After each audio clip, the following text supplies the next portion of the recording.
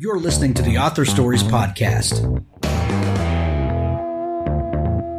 bringing you the story behind the stories and the storytellers. Margaret White, Terry Brooks, Sheena Kamal, Matthew Quick, J.T. Ellison, Walt D. Williams, Brad Thor, Corey, Dr. O, Brandon Sanderson, Robin Hahn, Ernest Klein, Jim Butcher, Sherwin Harris. Visit hankgarner.com for archives of all the shows. Today's guest is... Well, thanks for joining me again for the Author Stories Podcast, where I bring you the story behind the stories and the storytellers. Today, I am super excited to have Heather Young on the show with me today. She has a phenomenal new book. It is called The Distant Dead. And if you're a fan of thrillers and mysteries the way I am, I love all kinds of genres, and I write mostly science fiction, but there's just something about these kinds of books that just bring me back over and over again. And, the way Heather writes is a prime example of why I love this genre. Welcome to the show today, Heather. Oh, thank you. I'm so glad to be here. I'm excited to have you. And as it would work, there's a plane flying over my office right as I introduce you. So I apologize for that. That's okay. So, Heather, we begin each show with the same question. And that question is, what is your first memory of wanting to be a writer or storyteller? Well, I think it's more about being a storyteller, my first memory. Yeah. Because when I was a little girl, when I played with my toys, I had, like any girl, a bunch of dolls and stuffed animals. They were all about storytelling. They all had character names and really complicated backstories. And I would set up these elaborate dioramas with all the animals or dolls doing something, like in some Frozen action scene. And then I would drag my little sister in and tell her, I'm sure, elaborately boring detail what was going on in the scene and why that stuffed animal was doing this and why that doll was doing that and what was going to happen next. And it was all about crafting this giant story around these toys. And even at the dinner table, when I would eat, I would imagine what was happening to the peas as they went up on the spoon. They'd be screaming, "Help me, help me, help me." And I'd be telling them, "No, it's okay. Your mother and father are already down in the stomach waiting. It's going to be fine." And so all of my life, there was this running storytelling that was going on in my mind almost all the time. That's so funny. I completely understand that. There's something about that kid that just kind of gets lost in his or her own world, and everyone else thinks that we're crazy, but there's serious stuff going on inside there. They just don't know. Yes. I have two children, and my son is like my husband, very analytical and literal. But my daughter, she sometimes would get this glazed look in her eyes, and I would ask her, "Are you telling yourself a story?" And she'd say, "Yes, I am." So I knew she had my side of the gene pool. And God love them. We need those analytical people. They keep the wheels turning on everything that allow us to drift away from time Yes, to time. Absolutely. They keep the bills paid. Right. What point, Heather, did you realize that you were going to do this on a big scale? At what point did the writing bug bite you? I would say I didn't start writing my first book until I was in my 40s. So there's it was a long time before I decided to truly jump in and do it. Yeah. But I remember reading, I used to read all of the kind of Nancy Drew, Trixie Bell, and Hardy Boys books. Sure. And then I read, there were two books that just kind of opened my mind to how interesting it could be to write books. And one was Little Women, which the characterization in that story, that's the kind of story I like to tell, is stories with rich characters. And then the other one you'll probably appreciate was the Lord of the Rings trilogy.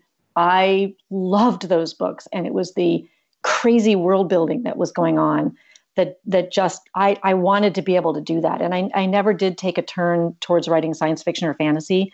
But one of my favorite things, again, going back to those little dioramas, is setting up the world of my books. I find that so interesting because I don't think I've met maybe one or two people my entire life who said, Lord of the Rings was just, not for me. That is such a, to be such a hardcore fantasy book. You could even say kind of the godfather of the genre. That has such a wide cross appeal with folks. There's something we just love about disappearing into a completely other world with, completely other types of people and creatures around us. That is a beloved thing for such a wide group of people. I think it's the level of commitment from Tolkien to the world and the story. I think as a reader, when a writer is kind of faking it. Yeah. And setting up a world that doesn't matter that much to them because maybe they want to do something else with the story. But when you read a book by a writer who is just all in on the setting, the place, the fantastic time period, the real time period, the characters, you can't help but get swept along. Yeah, I agree.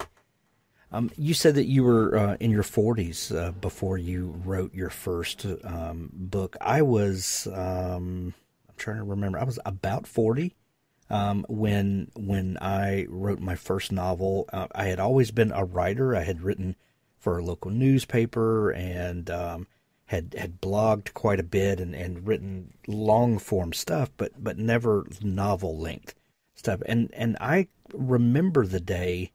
I don't necessarily remember like an on-off period where, but I do remember something changed, something inside me.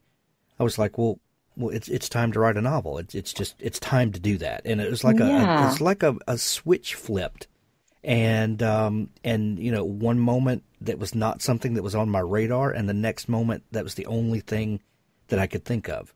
Do you have a moment like that where the novel came to haunt you? Well, yes, I do. I had thought I would be a journalist in high school and college. I ended up not going in that direction and going to law school instead. So I was a lawyer for a number of years. And then I was a mom staying home with my kids for about 10 years. And when they were about to go to middle school, I started to really kind of think about what my next chapter was going to look like. And a friend of mine who'd been working with a life coach, and I'd been kind of mocking her for that because it was sort of, but then I stopped mocking her because she said, my life coach asked me to look back at all the things I had done in my life and find the common thread in all of them that I had loved. And when I looked back, I thought, as a lawyer, I was a litigator. What I loved was the storytelling, to take your client's story and present it with all of its flaws and humanity to a judge and a jury to try to make them relatable and understandable. That's what I had loved about that job.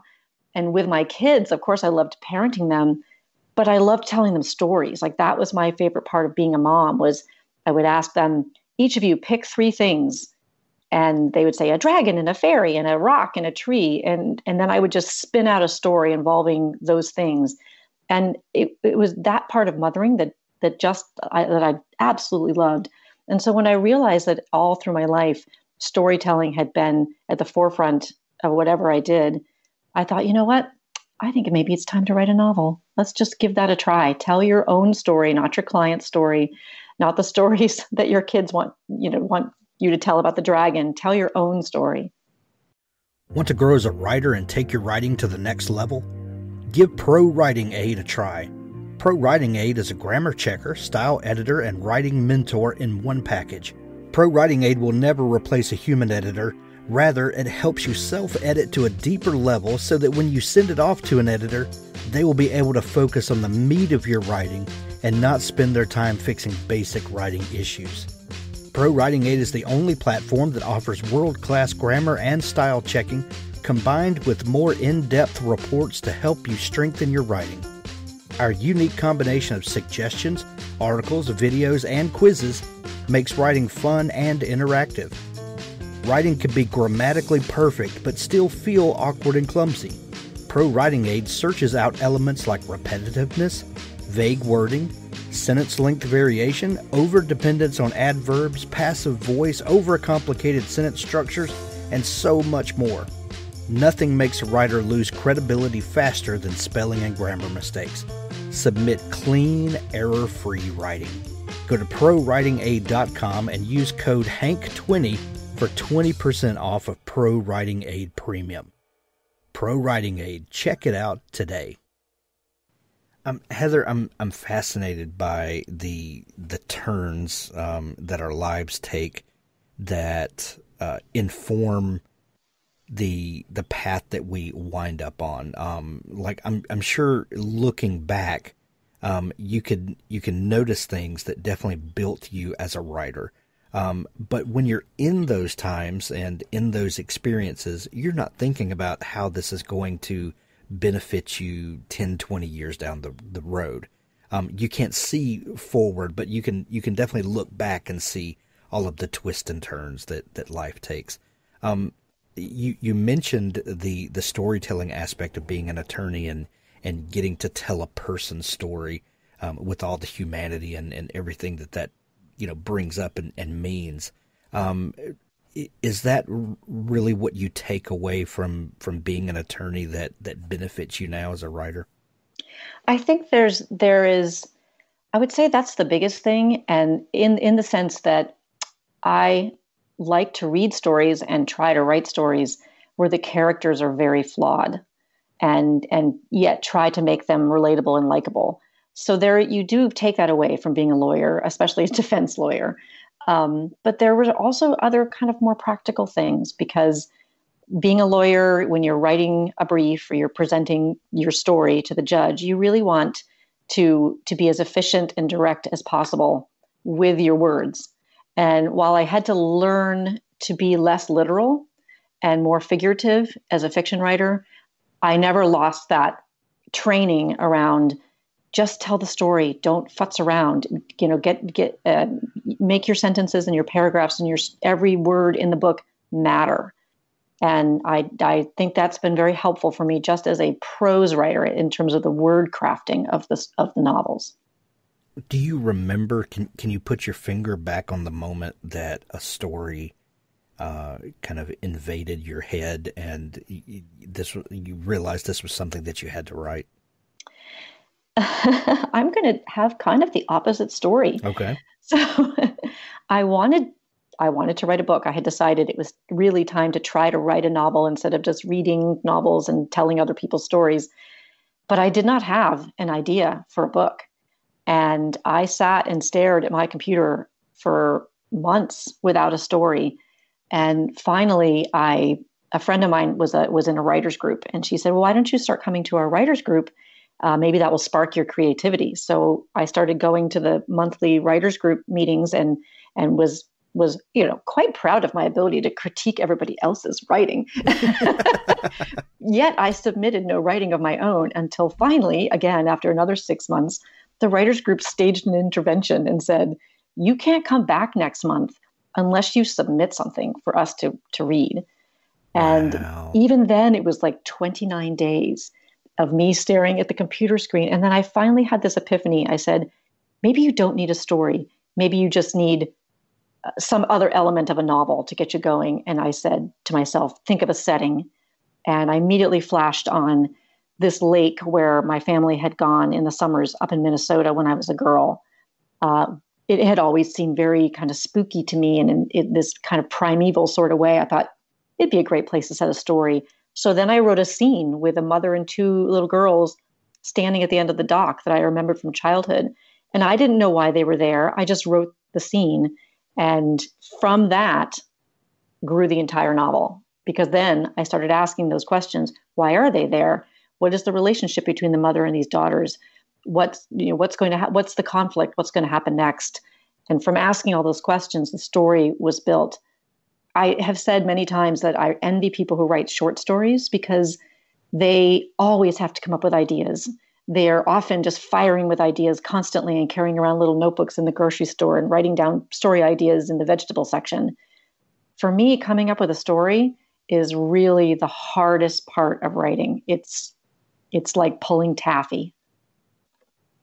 I completely understand that sentiment. And I think there's a lot of people listening that that can relate to that. The idea that your identity as a writer and a storyteller is not bound up in any particular story. Right. You are this way. Sometimes you have to chase the story. Sometimes it's not just, you wake up and they're, made up characters that invade your brain. Sometimes you have to work at it and you have to chase it down. What was that first story idea that became a book? The first story idea that became a book was that scene with the mother and her daughters at the end of the dock. And that became a book. I mean, when I was a little girl, I used to write little short stories, but this was the first story idea I had that I drew out into a book. So yeah, I'm maybe not like a lot of other writers that way. It's hard for me to create story in a long form way. And it's why it takes me so long to write my books. I feel like they end up in a very good place because of that, in a way, because I have to think so hard about why characters do certain things and come up with motivations that feel true to me. And then I need to think about what the consequences of their actions are and make them feel, believable and plausible and earned, and also terrible as they need to be for books. It's because I have to think so deeply about every building block in the story. I think for me, that's what makes the stories the best stories I can write. So I'm assuming that book became The Lost Girls? It did, yes. I've met a lot of writers through the years, Heather, and they seem to fall into a couple of different camps. The kind of writer who knows that they're working on their writing craft and will write several novels, and knowing that they will just go into a desk drawer and never see the light of day, or we call them trunk novels or desk drawer novels. And they're perfectly okay with that because they know that this is something that will get me to the place that I want to be.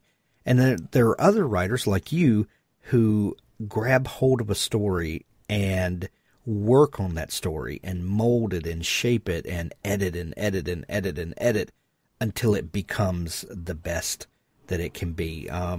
Do you have any opinion on those two camps? Or, I mean, obviously you fit into the second one that I mentioned, because, The Lost Girls, this was a story that was important to you, and you worked on it until you got it to where you wanted it. But do you have any ideas about the difference in those two kinds of writers? I do know that there is that difference. I know a lot of writers who have unpublished books in their desk drawers. I think for me, partly because I was starting writing at 44 years old, I didn't really feel like I had a lot of time to write books that were kind of designed to be or turned out to be, kind of training books. I decided I really had to use that first book to learn all the craft that I could learn. And it did take me, I mean, I don't think it was actually as efficient as I thought it was, because it took me almost 8 years to write that book. I could have probably written 3 books that ended up in the desk drawer in that time and gotten to the same place in terms of the level of craft. But I guess I just felt like this book was the vehicle that I was going to wrestle with to learn how to become a fiction writer. Are you attached to the characters? Do you feel like it would be a disservice to them to leave them in a state that is not their final destination, that you owe it to this book and to these characters to see it through to the end? Yes, I definitely feel like I owe it to the book to see it through to the end. And I owe it to my own effort, the investment that I've made in the writing to at least get to the end. And I remember it was about 3 years into writing The Lost Girls, because I did have a lot of times when I thought, oh my God, this is going nowhere. I should just stop writing it. It's just so bad. and and I read somewhere that of every person who starts to write a novel, only 4% will actually finish the novel that they start. Wow. And it doesn't mean publish. It means go in the desk drawer. It just means of the people who try to write a novel, 96% of them fail to get to the end of that story.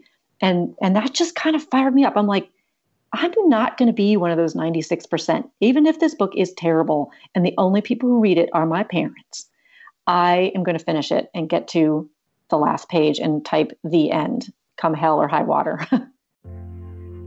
The Novel Factory Online is software for the serious writer. With features like notes that are automatically organized, that means no more drowning in piles of paper, notes, or spending hours organizing digital folder structures.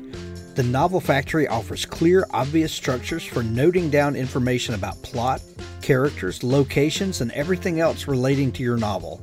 Innovative features like the roadmap take you from concept to finished novel. The roadmap is an optional step-by-step guide to writing a novel that takes you from the premise to final manuscript and beyond. It draws on tried and true, tested theory that lies behind the majority of best-selling novels and blockbuster movies. Access your writing anywhere. The web version of the Novel Factory can be accessed anywhere you have internet. So you can write your novel on the train to work, while walking the dog, or climbing a mountain. Just log in and all your drafts and notes will be at your fingertips. Go to novel-writer.com to see how this powerful software can unleash your creative side. Use code HANK2020 for 20% off. That's the Novel Factory.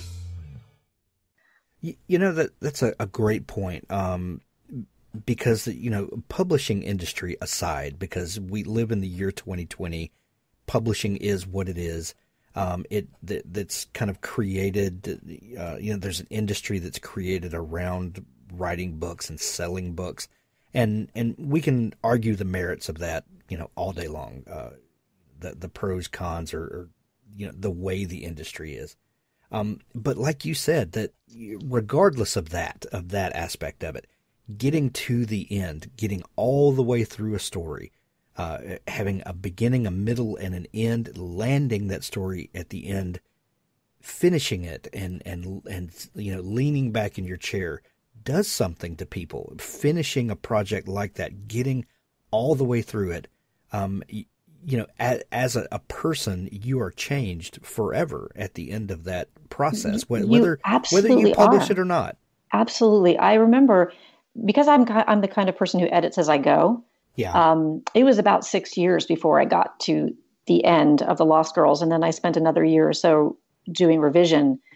But after those 6 years, when I finally wrote that last chapter, and that last chapter just kind of spilled out of me in a day, because I had worked so hard to get there, and by then I could envision what it would be. And I typed the end, and I just burst into tears. No one was home. I was in my house by myself. I ran around the house yelling and screaming, "I did it! I did it!" It's a real feeling of accomplishment. So if anybody's listening to this and they've gotten to that point, I salute you. That is a big, big deal. Absolutely. That book, The Lost Girls, eventually was published with William Morrow, one of my favorite publishers. And so is your follow-up book, The Distant Dead. Did you learn anything through that publishing process that you have held on to that you feel like, you know, stepped your game up even more? I think the difference between writing the first book and writing the second book, and I think this is a pretty common sentiment among people writing their second book. The first book you do kind of write in your spare time, and it might take 6 or 7 or 8 years to do it. The second book, you have an expectation that you're going to produce it more quickly, and you're going to produce it maybe even on a deadline. So it changes the process a little bit. It makes you feel more as though writing a novel is a job. And that sounds like it might be a bad thing, but in my case, it wasn't. It helped me to have that focus and to say, okay, I am now a novel writer. I'm a professional paid novelist. And so I'm going to get up in the morning and I'm going to sit down at my desk and I'm going to spend the 4 or 5 hours at my job. And so the writing went faster, and I found that I liked that additional level of discipline. So I don't know if that quite answered your question, but that to me was the difference between being an unpublished novelist trying to learn how to write and being a published novelist who's then trying to get a second book out and published as well. So You talked about the idea for that first book and being at the writers group and just really struggling to find a story. Did the second book come about in the same kind of manner, or I'm always fascinated by second books and follow up. And we talk about it all the time, the gift of anonymity with that first book. Yes, yes, exactly. No one knows what you're doing. There's no pressure whatsoever. Right, and it can be terrible, and no one knows. It's your little secret that you are writing a bad book. Who cares? Who cares? This, it may never be published, but you'll be part of that 4%, and that's all that matters. Exactly. Until you publish a book like The Lost Girls, and everyone loves it, and well, what are you going to do now, Heather? And then so The Distant Dead comes out of that somehow. How is this book born? Well, so I learned from writing The Lost Girls that for me, it's easier to generate a story out of a place. So the first book came out of the setting of my childhood vacation lake that we used to go to. The second book is set in a small desert town in Nevada. And I grew up in Maryland, but I moved to San Francisco, and my parents retired in Idaho. And we used to drive from San Francisco to Idaho to visit them, right across that high desert Great Basin of Nevada. And I was fascinated by that country. It was so different from what I knew growing up, and so barren and wild and really, really ancient, because, there are relics going back 15,000 years to the earliest people who lived in North America. So that area really resonated to me. And so trying to set a novel there, that was what my next step was going to be. And so to kind of get my creative juices flowing around a story, I wrote a scene set 15,000 years ago involving a young boy going into a cave, and he's on a little bit of a quest. And it wasn't intended to be in the book. It was just intended to be a way for me to sink into that place. And when I was done, I looked at that character and I looked at what I'd written, and I thought to myself, this is going to be the prologue of the book. The book is going to take place in modern day, but the themes and the character in that prologue are going to inform the rest of the book. So that was kind of the starting point of it. And then I have to give a shout out to, there's this documentary that a friend of mine saw, and she told me about it. And it's called Love and Terror on the Howling Plains of Nowhere. And it's about a math teacher a college math teacher who is mysteriously killed in a small town in Nebraska. And to me, that just kind of, and he was burned to death, like the character in The Distant Dead. And that was kind of, for once in my life, I had that little flare of inspiration. Oh my God, that's such a cool, horrible, gross thing. I've got to put that in the book. So yeah. Things writers say to one another. Yes. I've just made a note of that. I have to look that up. It's good. Yeah, that sounds fascinating. There are a lot of themes that this book deals with, and looking back on the story at the end, you definitely pick up on them, and in reading through, you notice that there are certain things that you're dealing with that seem intentional.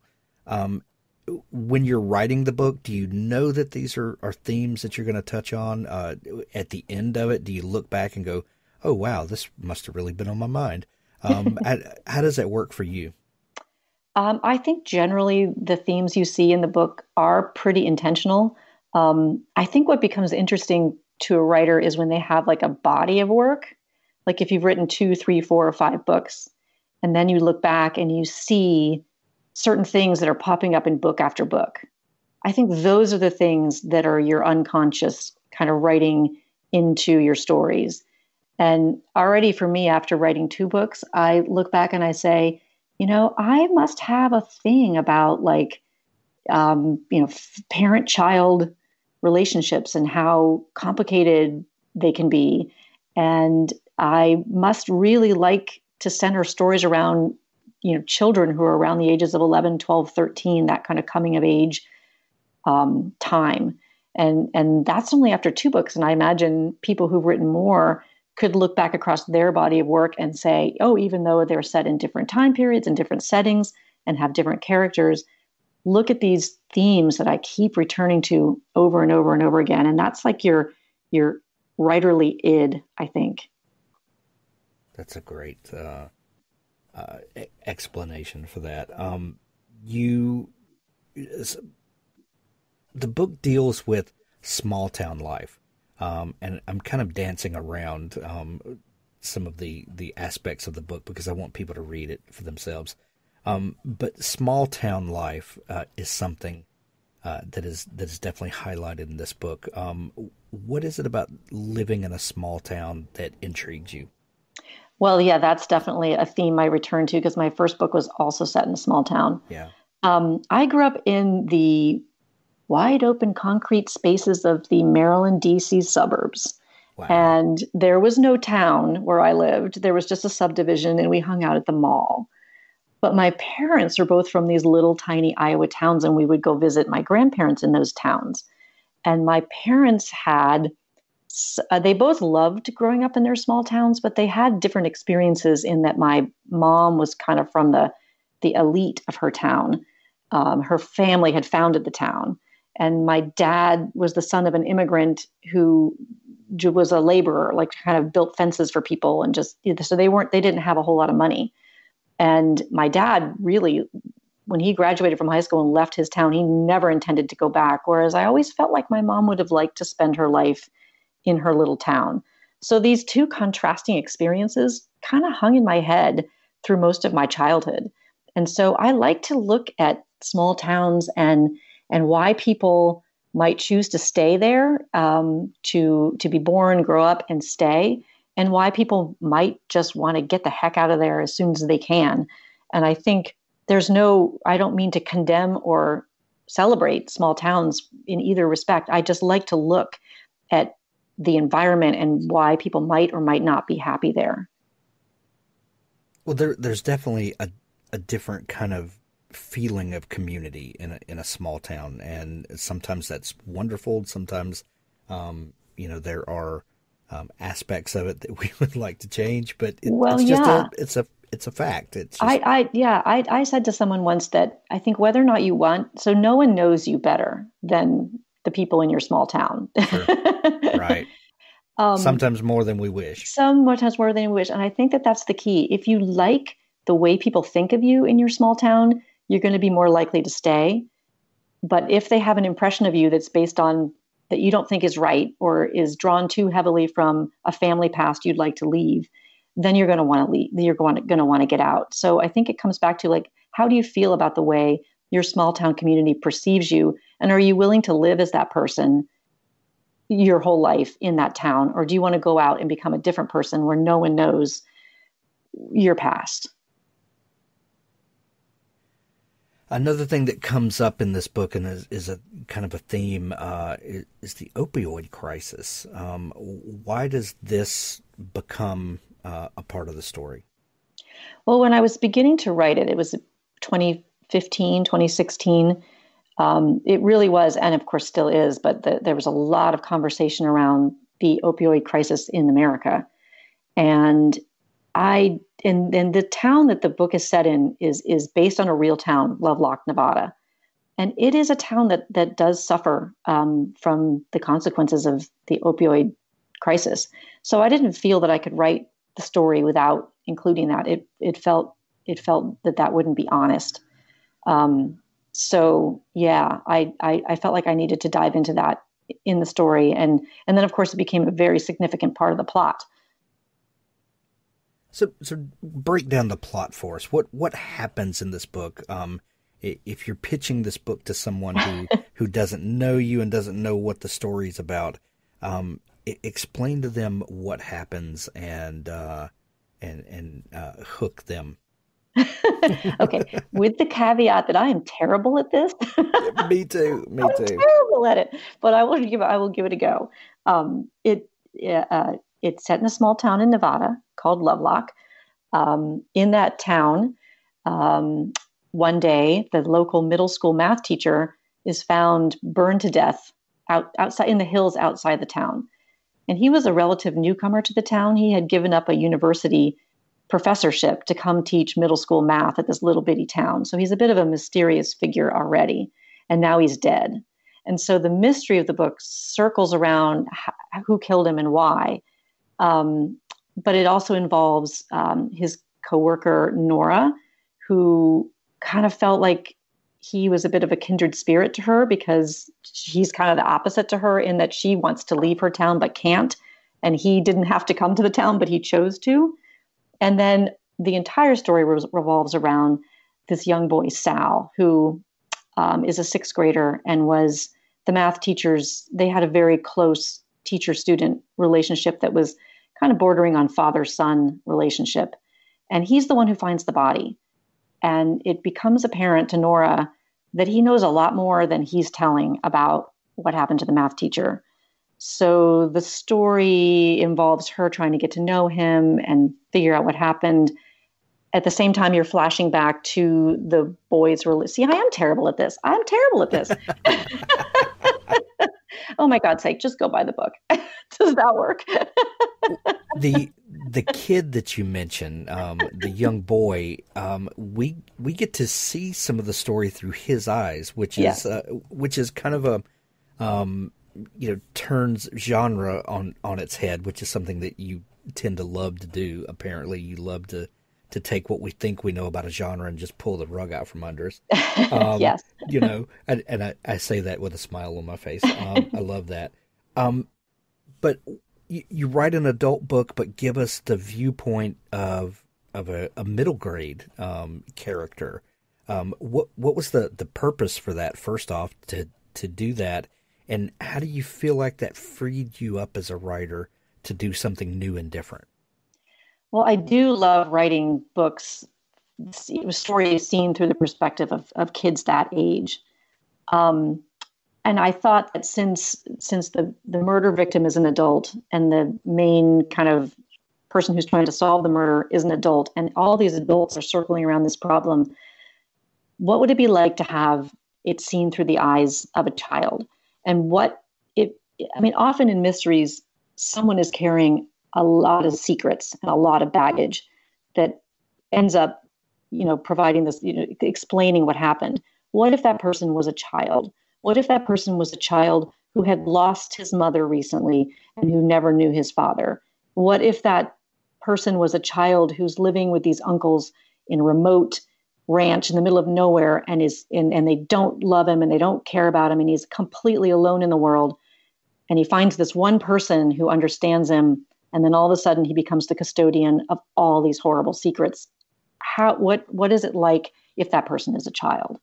And it was really, really deep and rich and interesting for me to write.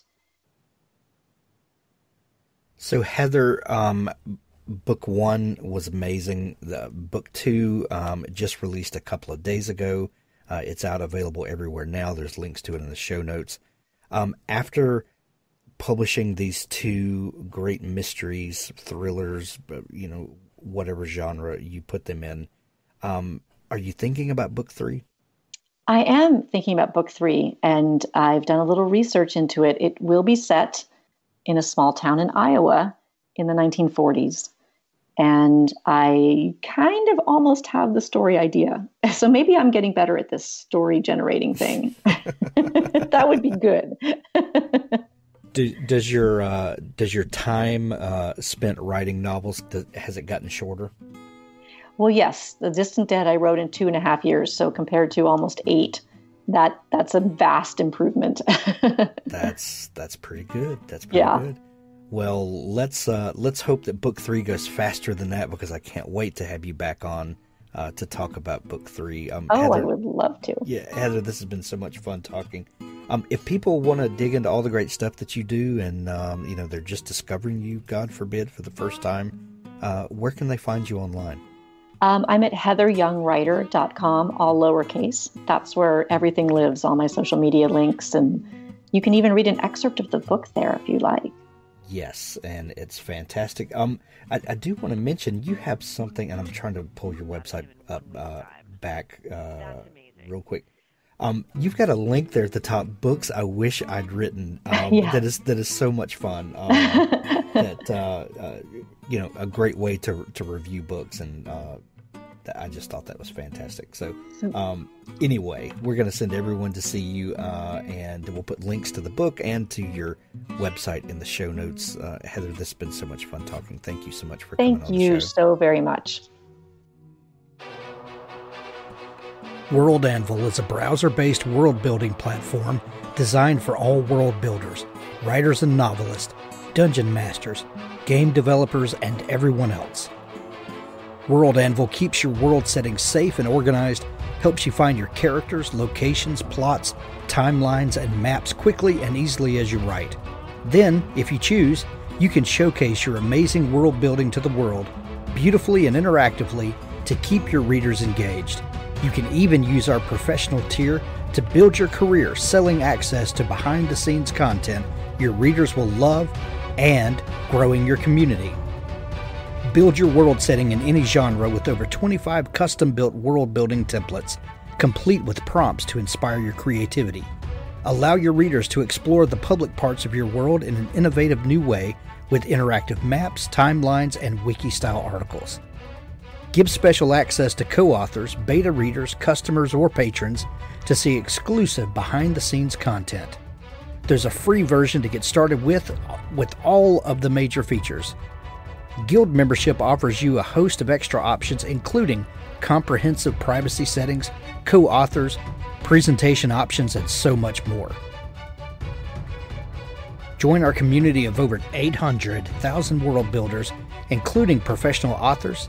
Take part in competitions and learn more about world building at this fantastic online community. Use the coupon code HANK to get 20% off all 6 and 12-month subscriptions. WorldAnvil.com. I'm a recent convert, and I know you will be too.